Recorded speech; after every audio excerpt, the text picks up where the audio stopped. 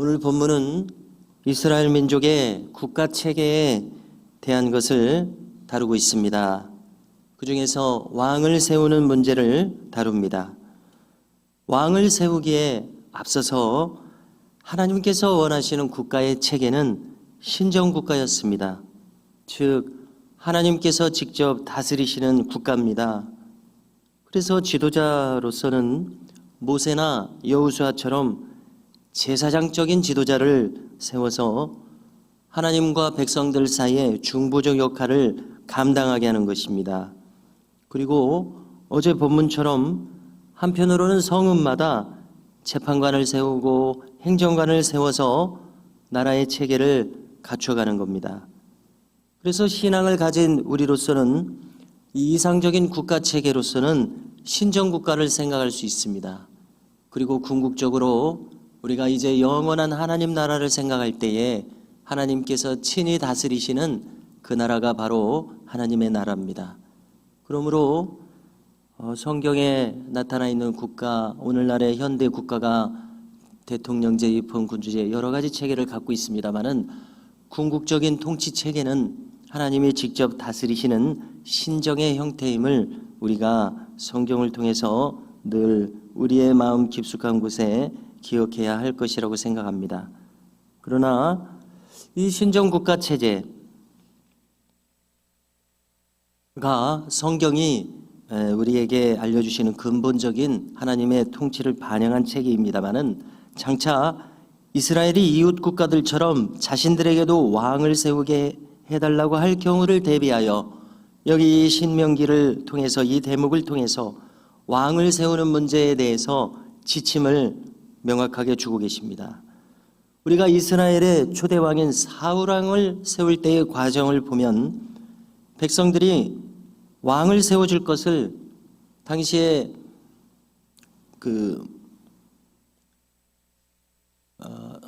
판관이라고 하는데요, 그 사사, 제사장이자 재판장 역할을 하는, 재판관 역할을 하는 것이 사사 아닙니까? 그래서 당시의 지도자는 사무엘이었습니다. 사무엘 선지자에게 간청합니다. 그러자 사무엘 선지자를 통한 하나님의 반응은 하나님 자신이 왕이신데 어찌하여 왕을 요구하느냐, 바로 이것이었습니다. 그러나 백성들이 요구하기에 하나님은 이를 사무엘 선지자를 통해서 허락하십니다. 다만 원하기에 허락하였을 뿐이지 왕을 적극적으로 인정하신 것은 아니라는 것을 우리는 알아야겠습니다. 이처럼 이제 왕을 세울 때에 주의할 점을 조목조목 이야기하십니다. 첫째, 왕은 하나님께서 택하신 자를 세워야 합니다. 자, 이것은 사울왕을 택하는 과정에서 잘 반영되어 있습니다. 다윗왕을 선택하는 과정에서도 잘 반영되어 있습니다. 뿐만 아니라 솔로몬 이후 분열왕국에서 여로보암이 북왕국의 왕으로 되는 과정에서도 이것은 그대로 반영되어 있습니다. 하나님께서 택하신 자 모두 사무엘 선지자를 통해서 사울과 다윗을 택하게 하셨습니다. 여로보암은 이제 다른 과정이지만요. 그러나 이 사울왕과 여로보암은 하나님께서 그들을 택하여 주셨음에도 불구하고 나중에 변질되는 모습이 나타나기에 참으로 안타까운 인물들입니다. 한마디로 말해서 그들은 하나님 경외하기를 멈춘 인물들이었습니다. 안타까운 현상이 아닐 수 없습니다. 둘째로, 내 형제 중 한 사람을 왕으로 세우라는 겁니다. 즉 동족 중에서, 형제 중에서 세우라고 하십니다. 다시 말해서 외국인은 불허하셨습니다. 외국인의 통치를 허락지 않으신 겁니다. 셋째로, 군사력에 대해서 언급하십니다.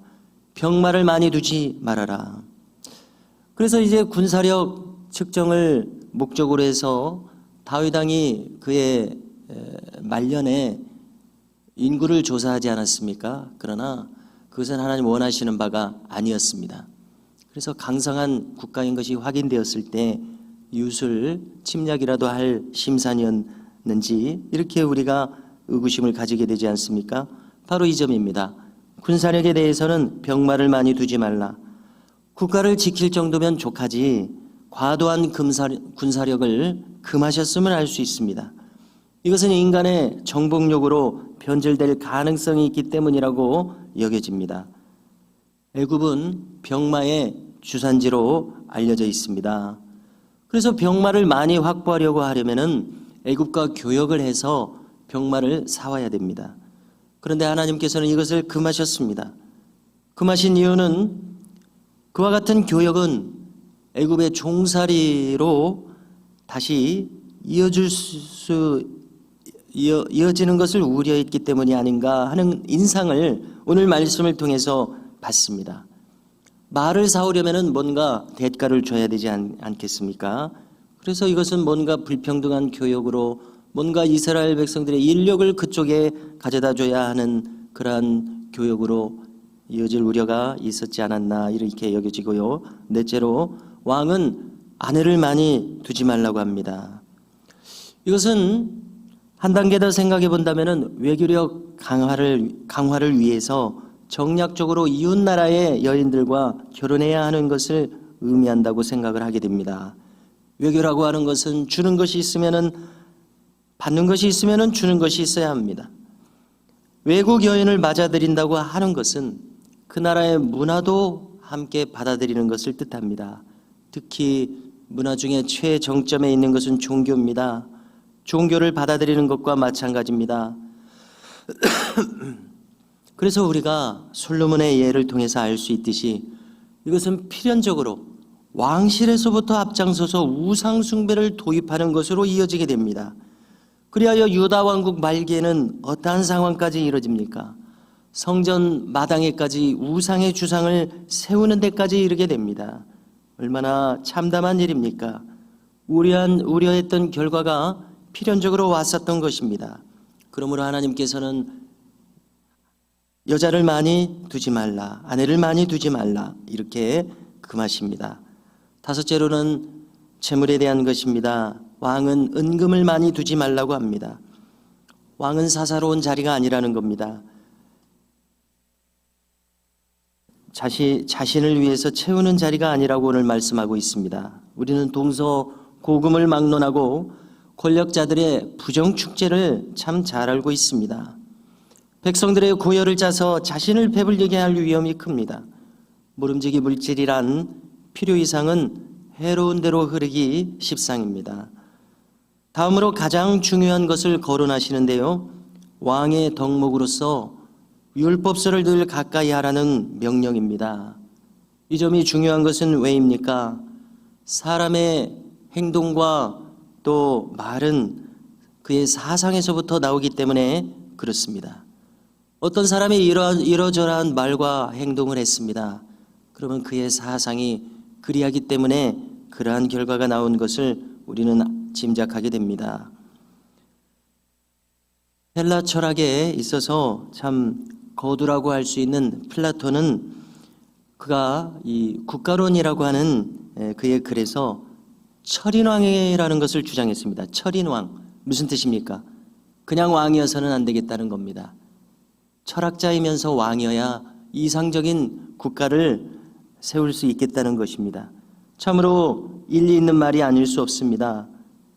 철인왕은 백성들을 위할 뿐만이 아니라 가장 이상적이고 합리적인 국가 경영을 꾀할 것입니다. 그는 사사로이 자신을 위한 정치를 펴지는 않을 것입니다. 그에게 철학이 있기 때문이죠. 마찬가지 원리입니다. 이와 같은 철인왕처럼 하나님께서 원하시는 바는 그렇다면 왕을 세우되 그 왕이 신앙으로 충만한 왕이 되는 것을 원하심을 알 수 있습니다. 그래서 그는 율법의 등사본을 가지고서 늘 가까이하여 여호와 경외하기를 배우는 왕이 되어야 한다. 고 지금 말씀하십니다. 이렇게 해서 그가 말씀으로 충만한 신앙적인 왕이 되었을 때 그는 어떠한 모습으로 나타납니까? 그의 마음이 형제 위에 교만하지 않게 될 것이라고 이야기하십니다. 그러므로 여기에서 우리는 인간의 기본적인 평등 사상을 알 수 있습니다. 그의 역할이 왕일 뿐이지 다른 백성들 위해 군림하는 자가 아니라는 것입니다. 그래서 우리는 이 성경에서 참으로 중요한 사상을 알게 됩니다. 이렇게 해서 첫째, 그가 다른 형제보다 높다고 생각하지 않을 것이며 두 번째, 하나님의 법도를 떠나지 않을 것입니다. 그는 국가 경영의 모든 방면에 있어서 하나님의 말씀이라고 하는 분명한 기준 하에서 행하는 왕이 될 것입니다. 다시금 사람의 언행은 그의 사상으로부터 나오고 있습니다. 그의 사상이 성경으로 채워져 있다면 그의 행동과 결정은 참으로 신뢰할 만한 것이 될 것입니다. 우리도 마찬가지입니다. 신앙생활을 하면서 함께 더불어 신앙생활을 하는 이분이 하나님의 말씀에 입각해서 언행을 가져가고 있다고 생각될 때에 우리는 그를 무한 신뢰하게 됩니다. 그 반대는 신뢰할 수 없지요. 언제나 중요한 것은 한 사람의 존재됨과 그의 존재로부터 나오는 인격임을 알 수 있습니다. 여기에서부터 모든 것이 흘러나오고 있기 때문에 그렇습니다. 성도 여러분, 마찬가지 원리로 우리는 왕은 아닐지라도 우리 모두도 마찬가지 원리입니다. 성경 말씀으로 충만한 우리 자신의 존재됨과 인격을 추구할 수 있기를 주님의 이름으로 간절히 소망합니다.